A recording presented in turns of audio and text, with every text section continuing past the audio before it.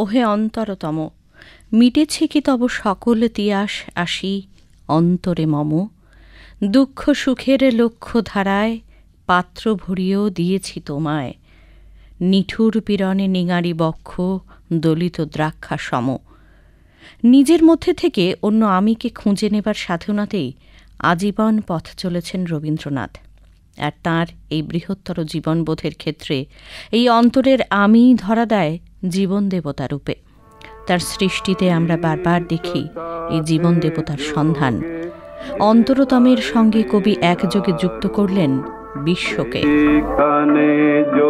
তোমার সাথে আমারও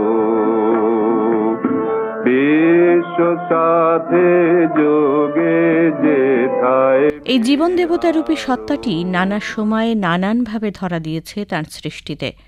কখনো বা মিলে গেছে সর্বেশ্বরবাদের সঙ্গে। শোক, দুঃখ, আনন্দ, বেদনা সবকিছুর মধ্যেই মিলেমিশে আছেন জীবন দেবতা। প্রিয় বন্ধুর বাণী শুধু নয়, নিগূঢ় চেতনার ঊর্ধ্বে উঠে কখনো বা প্রাণে তার স্পর্শ পাওয়ার বাসনাও ধরা পড়েছে কবির লেখায়। মাঝে মাঝে প্রাণে তোমার পারশখানি দিও, শুধু তোমার বাণী নয় গো হে বন্ধু হে প্রিয়। মাঝে মাঝে প্রাণে তোমার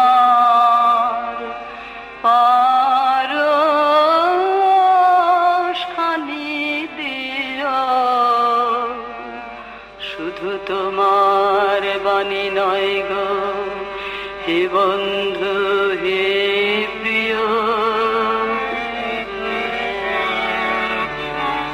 সারা পথের ক্লান্তি আমার, সারা দিনের তৃষা, কেমন করে মেটাবো যে খুঁজে না পাই দিশা। সারা পথের ক্লান্তি আমার, সারা দিনের তৃষা। অনেক সময়ই এই জীবন দেবতার রূপ স্পষ্টভাবে ধরা দেয়নি কবির কাছে। আকুল হয়েছেন তিনি, বারে বারে খুঁজেছেন অন্তরাত্মাকে।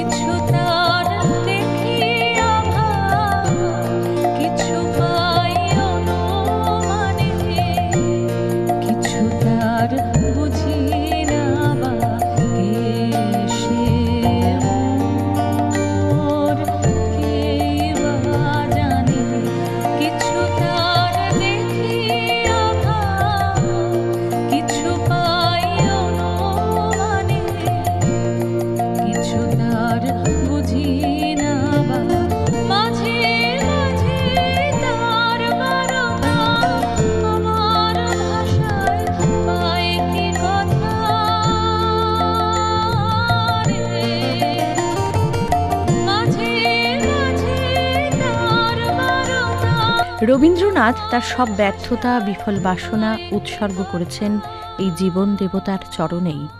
চিত্রা কাব্যগ্রন্থের সাধনা কবিতায় তিনি লিখলেন, এখানেও তুমি জীবন দেবতা, কহিনু নয়ন জলে, সেই মধুমুখ, সেই মৃদু হাসি, সেই সুধা ভরা আঁখি, চিরদিন মোরে হাসালে কাঁদালে, চিরদিন দিল ফাঁকি।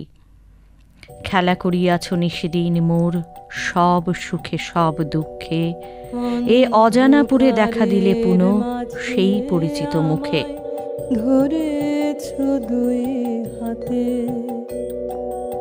অন্ধকারের মাঝে আমায়, ধরেছ দুই হাতে, কখন তুমি এলে হে নাথ মৃদু চরণ পাতে।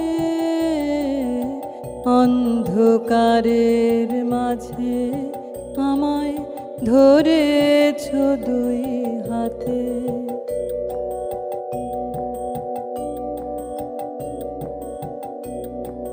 ভেবেছিলেম জীবন স্বামী, তোমায় বুঝি হারাই আমি, আমায় তুমি হারাবে না বুঝেছি আজ রাতে।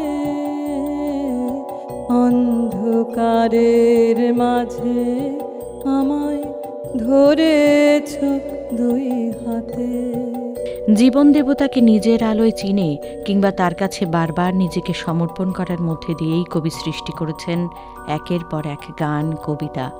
কবিতার মধ্যে দিয়েই তিনি বলেন, অন্তর মাঝে বসি অহরহ, মুখ হতে তুমি ভাষা কেড়ে লহ, মোর কথা লয়ে তুমি কথা কহ, মিশায়ে আপন সুরে। সর্বশক্তিমান জীবন দেবতার চরণ ধুলার পরেই মাথা নত করেছেন রবীন্দ্রনাথ, কামনা করেছেন পরম শান্তির। আমার মাথা নত করে দাও হে তোমার চরণ ধুলার তলে, সকল অহংকারে আমার ডুবাও চোখের জলে। আমার মাথা নত করে দাও হে তোমার